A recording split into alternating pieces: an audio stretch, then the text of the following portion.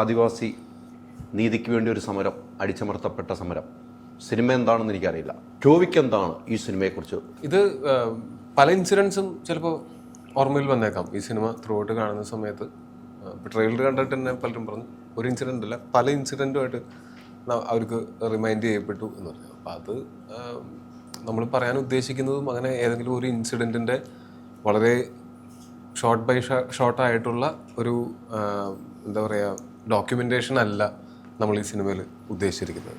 അങ്ങനെ ചെയ്യണമെങ്കിൽ അത് റിസർച്ച് മാത്രം പോരാ, അത് ഭയങ്കരമായിട്ട് ഇൻവെസ്റ്റിഗേഷനും ഒക്കെ വേണ്ട കാര്യമാണത്. പക്ഷെ നമ്മളെ സിനിമയിൽ നമ്മൾ ഫിക്ഷണലൈസ് ചെയ്തിട്ടുള്ള ട്രൂ ഇൻസിഡൻസിൽ നിന്ന് ഇൻസ്പയർഡ് ആയിട്ടുള്ള ഒരു സിനിമയാണ് നമ്മൾ. അതിനകത്ത് സിനിമാറ്റിക് ലിബർട്ടി എടുത്തിട്ടുണ്ട്. ഇപ്പോൾ എൻ്റെ ക്യാരക്ടർ എന്ന് പറയുന്നത്, ഇപ്പോൾ ഞങ്ങളുടെ ക്യാരക്ടേഴ്സൊക്കെ തന്നെ ഇതിനകത്ത് ഫിക്ഷണൽ ക്യാരക്ടേഴ്സാണ്.